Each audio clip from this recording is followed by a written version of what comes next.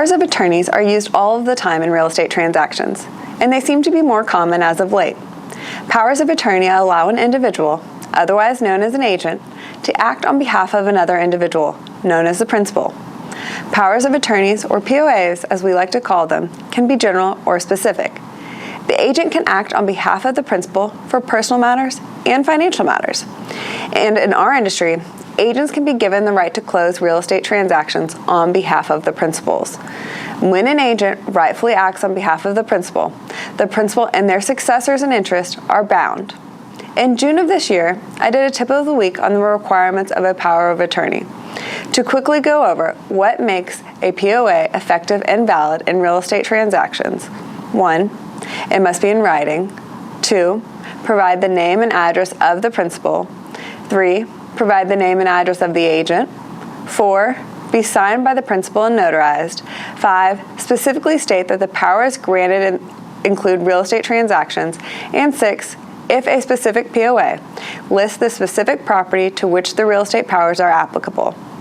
And for use in real estate transactions, the law requires that we record the POA and the county property records for which the property that we are using this POA for. What I also briefly touched on in that tip of the week is that title insurance underwriting standards typically require that the POA be ratified. The title company ratifies the POA by speaking to the principal on the day the documents are being signed.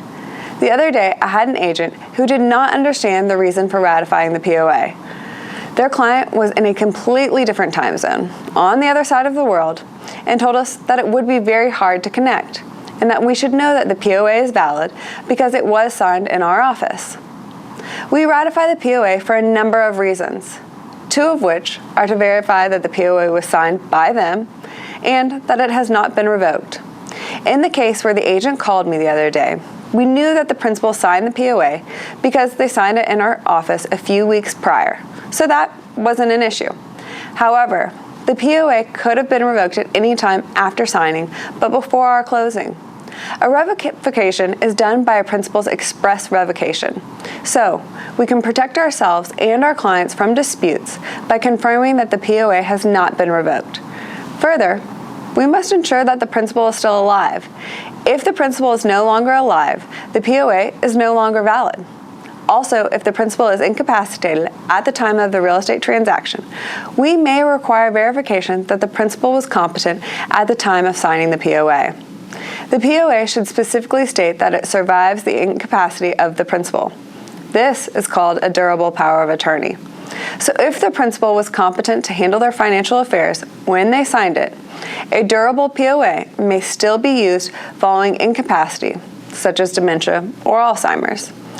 In such cases of incapacity, where the principal is unable to personally ratify the POA, and we are otherwise comfortable that they were competent at the time that the POA was executed, we may simply have a third party, such as an employee at the principal's assisted living facility, confirm that they are still alive on the day of closing.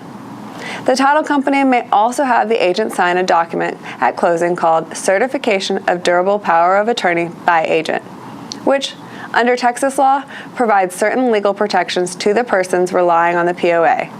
For example, if the POA is being used for a seller, then the title company, buyer, and buyer's lender are relying on the agent's authority to be able to sign for the seller.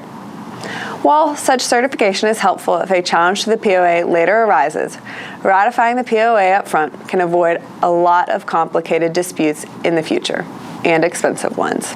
So even if your client has a power of attorney, please let them know that the title company may reach out to talk to them at some point during the transaction to verify that the POA is good for use during our transaction. Please send your suggestions or questions to our tip of the week at tipoftheweek@allegiancetitle.com. And please let us be your partner at the closing table. We look forward to seeing you soon.